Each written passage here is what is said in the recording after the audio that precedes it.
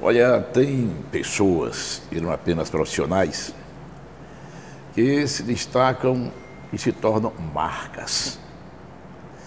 Criminalista, um dos mais brilhantes da América Latina, Antônio Carlos de Almeida, aí se consagra como simplesmente Cacai. Não precisa mais que isso. Meu caro Cacai, boa tarde, tudo bem? Boa tarde, uma alegria enorme, um prazer estar falando com você. Primeiro, muito obrigado por conceder essa entrevista para a gente. Eu Me diga que uma agradeço. coisa, dizem as boas línguas que você chega a cobrar 20 milhões, que chega a cobrar 80 pelo resultado. É assim mesmo que as coisas funcionam? Não, evidentemente que não é, mas eu tenho um ditado na minha cidade, em Patos de Minas, que fama de rico, comedor e valente a gente não desmente.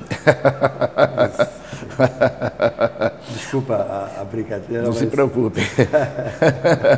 Mas você mineiro com tanto barulho, mineiro faz tanto barulho assim?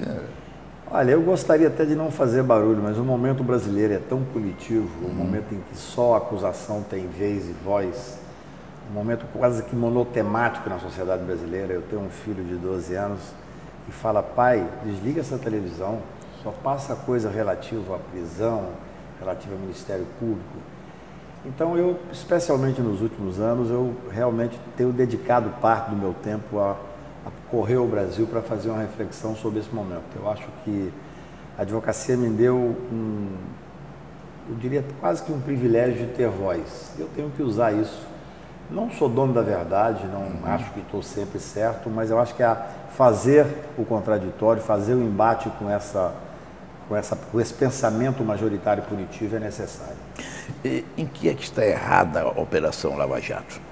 Olha, eu sou um defensor da Lava Jato, eu sou um crítico dos excessos. Desde o início, eu comecei a trabalhar na Lava Jato no dia que ela iniciou, que eu fui advogado do Alberto Youssef, ele me chamou assim que foi preso. Sim. E eu comecei a notar, evidentemente ninguém podia imaginar essa capilaridade enorme da corrupção no Brasil, quase que institucionalizada, então a Operação Lava Jato tem essa grande vantagem. O que eu digo sempre é que todos nós, eu, seu telespectador, todos nós, seja no Brasil, seja aqui em Aracaju, em qualquer lugar, nós queremos fazer um enfrentamento da corrupção, mas como fazer esse enfrentamento é a grande diferença. Eu quero esse enfrentamento com respeito ao devido processo legal, respeito à Constituição. Então os excessos foram se tornando muito evidentes. O excesso de prisão preventiva, a preventiva no Brasil virou a regra. Em nenhum país civilizado do mundo é assim, ao contrário do que apregoam. Tem procuradores da República que expressamente dizem que fazem a prisão preventiva para conseguir a delação, por exemplo. Eu acho que houve também um excesso nas delações, uma banalização da delação. Então, eu acho que tudo isso é importante ser discutido. As pessoas estão vendo muitas vezes alguns resultados que são interessantes, sem sombra de dúvida, e eu apoio na Lava Jato. Ocorre que os meios não podem justificar os fins. Nós temos que fazer esse enfrentamento junto com a boa parte da opinião, formadora de opinião no Brasil, mas com respeito aos direitos e garantias individuais. Eu não permito e não posso permitir, tenho dito pelo Brasil afora, que juiz algum, que procurador algum ou que delegado algum venha dizer que quer o combate à corrupção mais do que eu, mais do que a pessoa que está nos vendo. Só que esse combate tem que ser feito dentro das regras constitucionais. Cacai, você advogaria, defenderia um delator? Até agora eu não fiz delação. Veja bem, eu sou evidentemente favorável ao Instituto da Delação. O Instituto é um instituto extremamente importante no combate ao crime organizado. Acho que está banalizado no Brasil. Acho que o excesso de delação, agora, por exemplo, do processo contra o Michel Temer, o presidente, eu tenho lá alguns clientes. Simplesmente, de 44 testemunhas, 43 são delatores. Não é assim que você pode levar a seriedade a esse instituto. Eu acho que ele foi banalizado. E isso é muito grave, porque o instituto tem que ser fortalecido e tem que ser discutido. As pessoas não conhecem o Instituto da Delação. A delação não pode servir como prova. O que está acontecendo no Brasil? A lei é expressa, diz que a delação não serve como prova. Só que o cidadão faz uma delação e apenas com aquela delação o Ministério Público já pede a prisão, já pede uma busca e apreensão. Então pode ser assim. A delação tem que ser feita, primeiro, com espontaneidade, sem todos os textos que trataram de delação no Brasil, exige a espontaneidade. Nós sabemos que a grande maioria não tem essa espontaneidade. Como eu disse, tem um procurador da República que diz claramente que a prisão preventiva é para conseguir a delação. Isso é um escárnio, isso é contra o princípio da dignidade da pessoa humana. Então, eu ainda não atendi ninguém, acho que é um direito do cidadão, é um direito de defesa, que sem dúvida tem que ser usado. Não faço absolutamente nenhuma crítica aos meus colegas que trabalham com delação, mas até agora, até porque, quando eu advoguei para o Youssef, por exemplo, eu falei para ele que só advogaria para ele no STJ e no Supremo, porque eu não tinha estrutura para ficar fazendo a instrução em Curitiba. E ao longo do tempo que eu convivi com ele, eu vi que se ele delatasse, ele entregaria 20 clientes meus. Porque é uma questão ética, uma questão que impossibilitaria eu trabalhar. Tanto é que eu tenho uma boa relação com ele, eu respeito muito.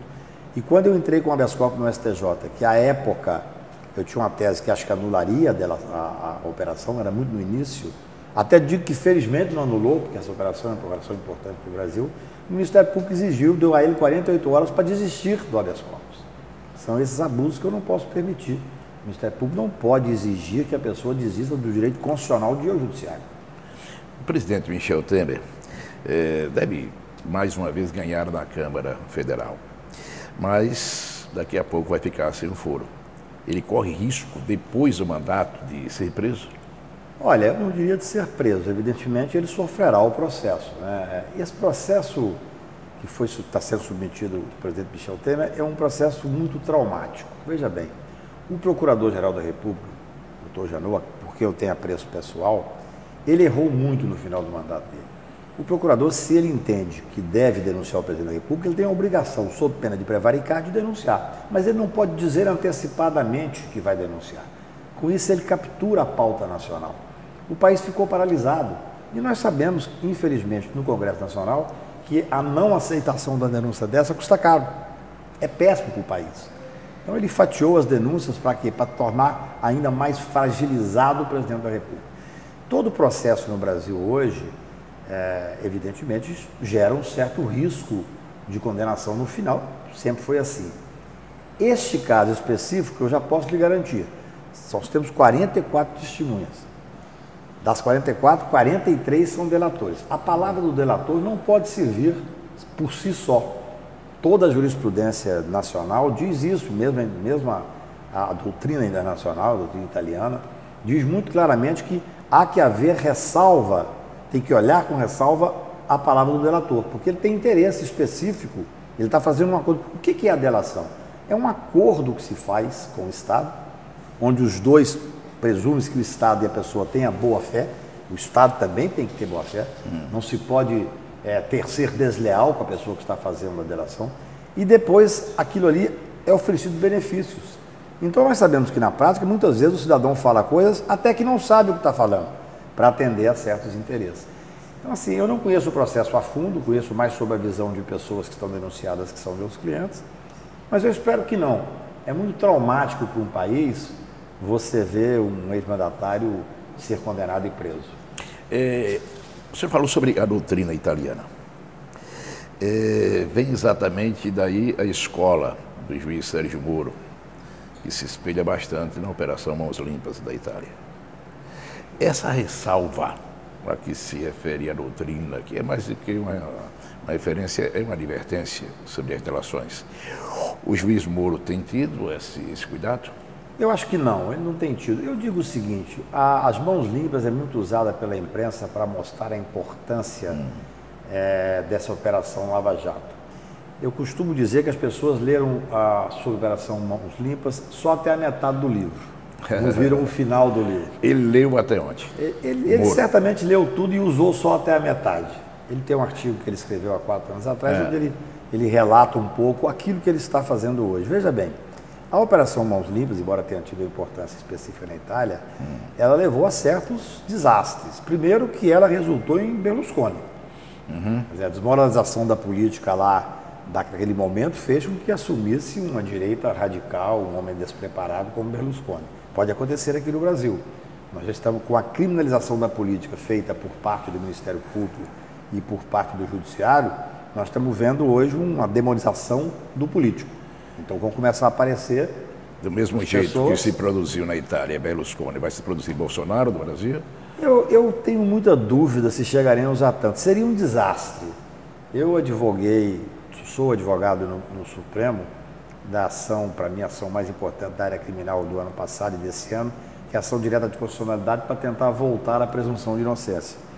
O Supremo Tribunal, numa tarde modorrenta, sem discussão no habeas corpus, afastou a presunção de inocência sob o aplauso da grande mídia nacional, que queria colocar na cadeia 20 ou 30 empresários importantes, esquecendo que certamente o grande cliente do direito penal brasileiro é o negro, é o pobre, é o desassistido. Esses é que vão milhares e milhares para a cadeia. Felizmente a Defensoria Pública está do nosso lado. Mas eu fiz essa defesa, porque o Supremo Tribunal pode muito, mas não pode tudo. Nenhum poder pode tudo. Eu fiz em nome de um partido pequeno, do PEN, que era um partido que tinha 3 deputados e que não estavam sendo processados. O Bolsonaro se filiou a esse partido para candidatar a presidente da República. A primeira providência dele de público, numa entrevista, foi me retirar da causa. Eu fui destituído pelo Bolsonaro. Eu vou mandar fazer uma placa para botar no meu escritório. Quer dizer, não seria nunca ministro da Justiça de Bolsonaro? Não, o Bolsonaro, para mim, foi uma honra ele ter destituído. E digo mais, eu vou voltar para a causa eu que fiz, eu que defendi, vou voltar como amigo escuro do Instituto de Defesa, e vou dizer no Supremo, você tem que pensar de que lado vocês querem ficar. Porque o Bolsonaro não quer só a prisão no segundo grau, ele quer a pena de morte. Eu não acho que o Brasil chegará a tanto. Mas só para terminar o raciocínio da Itália, na Itália, mais de 30 pessoas foram levadas ao suicídio por causa das humilhações e da comprovadamente, alguns grupos estavam usando a delação para prejudicar outros grupos. Tudo isso tem que ter feito com muito cuidado. Nós tivemos, antes de ontem no Brasil, um reitor... É um suicídio, né, do reitor. Suicidou porque não aguentou a humilhação de uma prisão completamente desnecessária. Quer dizer, a banalização da prisão preventiva é extremamente grave. Eu acho que é bom que a sociedade pense nisso. A prisão em segunda instância? Olha, o Brasil até então tinha o princípio constitucional, e acho que ainda deve voltar a ter, porque se o Supremo pode afastar uma cláusula pétrea da presunção de inocência, sob um aplauso de parte da população, amanhã ele afasta o direito à propriedade, que são direitos do mesmo patamar. Ele afasta o direito da livre expressão. Então é muito grave. Eu acho que é necessário que nós esgotemos até levar à prisão, salve se a pessoa tem os motivos para ser preso preventivamente. Mas a prisão tem que ser feita após o julgamento definitivo. Porque nós temos N casos de reforma posterior. Quer dizer, a minha proposta adicional, que eu vi que seria difícil trazer a proposta original da presunção de inocência, é pelo menos que se espere até o Superior Tribunal de Justiça, que é o Tribunal da Cidadania e é o tribunal que unifica a jurisprudência nacional. Você imagina, o ministro Celso de Mello, nosso decano do Supremo, ele fala, bastava um ser injustiçado que eu seria favorável à presunção de inocência. Mas os nossos dados, os dados da Defensoria Pública, são impressionantes. O Tribunal de São Paulo, onde a Defensoria atua, ao chegar no STJ, chega em determinadas causas a ter 30% de modificação. Significa que de cada 100 pessoas, 30 teriam cumprido pena sem ter necessidade de cumprir. Acho que nós estamos vivendo um momento punitivo de tal forma que as pessoas perderam a humanidade. Se a pessoa não apoia isso por uma visão garantista, não apoia por desconhecer a realidade nacional, os presídios nacionais, veja bem, o Supremo teve um julgamento recente extremamente importante, que teve uma repercussão internacional muito boa, onde o Pleno considerou o estado de coisa inconstitucional e condenou o Estado brasileiro pelo flagelo das prisões brasileiras. E depois tira a presunção de inocência e vai levar milhares de pessoas para a cadeia. Então, assim, se as pessoas não têm essa visão, pelo menos que tenham uma visão humanista mínima. Você imagina o que é? De cada 100 pessoas, 30 são condenadas e depois são absolvidas pelo STJ. Voltando à informalidade, bem porque você canta muito, né? Eu não preciso citar um senhor. Bem, diga, 2 casos. O caso do senador Renan Calheiros, que na presidência do Senado se recusou então a atender uma determinação do Supremo Tribunal. E agora uma decisão do Supremo que afasta o senador Aécio Neves e impõe a ele, inclusive, um recolhimento noturno. Primeira pergunta sobre esses 2 casos.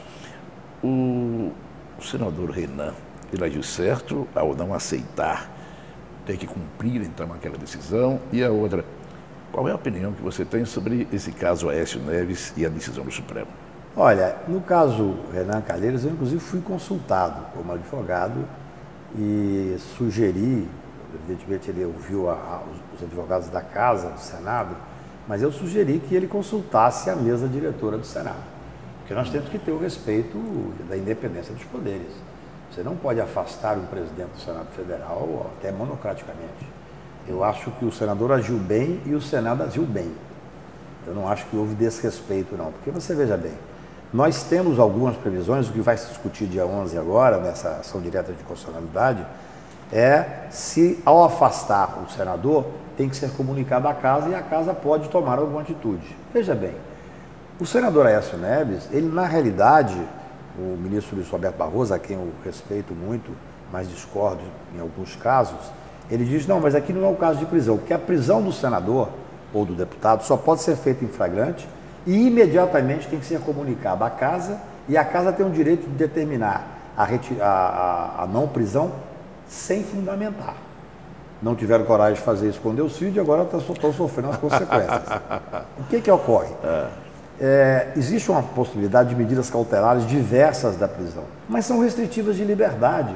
Se são restritivas de liberdade, embora o título diga diversas da prisão, isso é um sofisma. Se ele está hoje sem poder sair de casa, é como se fosse uma prisão domiciliar noturna. Então é evidente que o Congresso tem o direito de se manifestar. Eu manifestei isso para vários senadores me ligaram no dia para saber a minha opinião jurídica. Eu falei, olha, eu não tenho dúvida que, embora o texto diga, e o ministro Luiz Roberto se apega aí à questão literal do texto, que é diverso da prisão, é claro que isso é uma restrição de liberdade. Então o Congresso Nacional tem o direito, se eu fosse senador da República, eu iria para o Senado e teria julgado semana passada, antes do Supremo, não esperar o Supremo. Nós temos que ter o Congresso Nacional novamente com força, ativo e altivo. Porque nós vivemos um momento punitivo tão grande que com essa grande massa dos grandes líderes investigados, nós temos um legislativo de 4. O Congresso Nacional está atado, acuado. Nós temos um executivo que, infelizmente, não tem representatividade. Depois do impeachment, infelizmente, o presidente não tem representatividade. E aí nós temos o superjudiciário, ocupando todos os espaços. Isso é muito grave.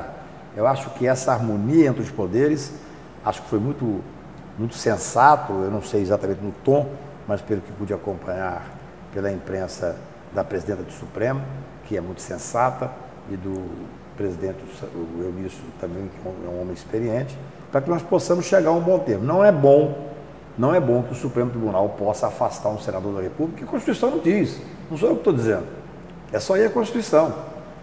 Então eu acho que tem que voltar a harmonia entre os poderes. Nós estamos vivendo um momento muito difícil, um momento monotemático, só se fala em punição, e acho que há um certo exagero, com todo respeito, por parte de alguns membros do Supremo, que, pelo que tudo indica, consideram que o Supremo tem que colocar o Brasil nos eixos. Esses ensaios do Senado sobre abuso de poder, supersalários, você entende, Cacá, que seria o quê? Uma tentativa do Senado de dar recados ao Poder Judiciário e também à Procuradoria da República. Isso é bom para o país? Eu não entendo que seja recado. Eu fui debater um debate ao vivo com a vice-presidente da Associação dos Juízes Federais sobre o projeto de abuso de poder, que ela começou assim, porque o projeto do Renan Calheiros, eu falei, desculpa, o projeto não é do Renan Calheiros. Ela disse, não, é um projeto do Renan Calheiros. Eu falei, não, esse projeto foi escrito pelo ministro Teori Zavascki. Ela disse, mas é contra a Lava Jato. Eu falei, não existia Lava Jato há 7, 8 anos atrás, é porque as pessoas às vezes desconhecem o que realmente está por trás. Esse projeto, literalmente, foi um projeto que foi gestado quando o ministro Gilmar Mendes era presidente do Supremo, logo depois do segundo Pacto Republicano. Um grupo coordenado pelo ministro Teori Zavascki, o grande ministro, escreveu esse projeto e o projeto estava adormecido no Congresso Nacional. E é um projeto extremamente necessário. A lei que está aí é uma lei da ditadura. Ele não é um projeto que busca punir a autoridade, ele busca punir o abuso de autoridade. Eu não tenho medo, porque eu não faço abuso. Quem tem essa preocupação extrema é quem faz abuso. E não é um projeto que visa nada a ver com Lava Jato, ele visa o guarda da esquina, ele visa o dia a dia, o cidadão pobre que está numa fila de ônibus e que toma um sopapo do guarda num claro abuso. Quer dizer, nós temos que repensar. Eu acho que esse empoderamento do Ministério Público levou a uma discussão enviesada no Brasil. Tudo que é discutido é como se fosse contra a Lava Jato. Esse projeto é muito anterior à Lava Jato. É igual essa ousadia que tiveram de apresentar as tais 10 medidas como se fosse uma salvação nacional contra a corrupção. Mas não tem nada a ver contra a corrupção, um projeto que propõe o uso de prova ilícita. Então, o Congresso Nacional tem que voltar com altivez a discutir os grandes temas nacionais. Não pode ser dirigido por um grupo que se empoderou do poder. Eu espero que o Congresso Nacional, agora, com toda essa discussão que está se dando da relação entre os poderes, que ele volte a honrar a tradição de um Petrônio Portela, de um Paulo Brossard, dos grandes nomes que já ocuparam aquelas cadeiras. Cacai, a Lava Jato, no seu entendimento, o maior objetivo da operação é prender o Lula? Eu não diria Seria que a Lava Jato... o maior troféu da Lava Jato? Eu não diria que a Lava Jato começou com isso. A Lava Jato realmente tomou uma dimensão muito grande. A minha primeira crítica à Lava Jato é a questão da competência do juiz Sérgio Moro, que é um juiz sério e competente. Eu estou dizendo a competência em estrito senso. É óbvio que ele ampliou a competência, ele virou um juiz de competência nacional. Ele fez um link de conexão com o Youssef, com a Petrobras, e a partir daí ele julga quem ele quiser. Eu costumo brincar que se eu estivesse aqui em Aracaju para colocar uma gasolina no carro, eu não iria no posto BR. Porque se eu bater o carro depois, a competência é Curitiba. Então, nós temos que ter regras que são seguidas. Agora, penso que após o tamanho que virou a Lava Jato, o Lula virou um troféu, eu não tenho dúvida. Não tem nenhum sentido você julgar a questão da casa do Lula, do apartamento, se é do Lula, se não é do Lula, do sítio, em Curitiba. Isso é um escândalo. Se o tribunal tivesse uma independência, o Tribunal Regional da 4ª Região, certamente ele anularia e mandaria para julgar em São Paulo, no lugar onde tem o sítio.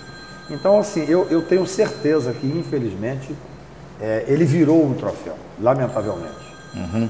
Já pertinho aqui do encerramento da entrevista, eu não poderia perder essa oportunidade de forma nenhuma. Qual é a música mais bonita de todos os tempos para Cacai? Que é excelente cantor. Olha, ou gosta de cantar? Eu gosto de cantar. Se eu fosse um bom cantor, eu não seria advogado.